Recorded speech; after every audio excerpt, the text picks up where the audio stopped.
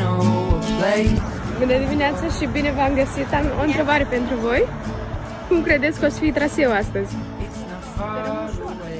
It's not far Ușor? Greu. Ba nu. Asta e bine. Oh, you can see mountains.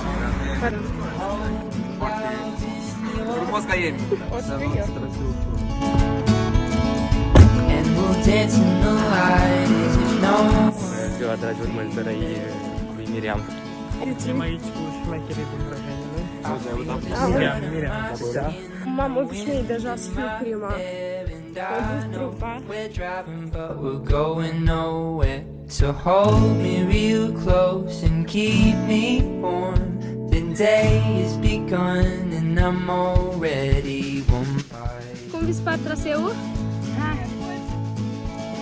Foarte de acceptabil.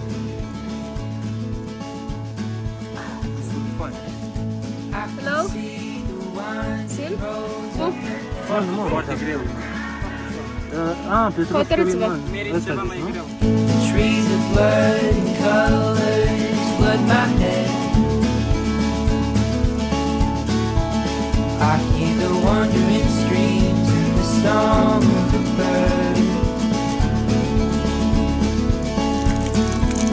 Seems like a moment in time I don't want to ever end. Cum te simți?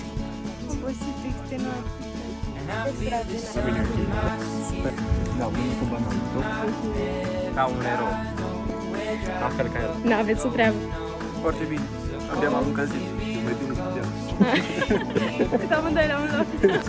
Mă simt cel mai Already warm by. Cum a fost traseul de azi?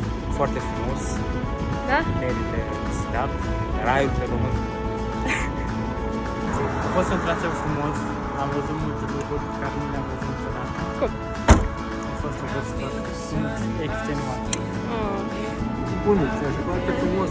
Ușor, dar obositor. Ok. Nu mai vii? A fost super. Greu urcat pe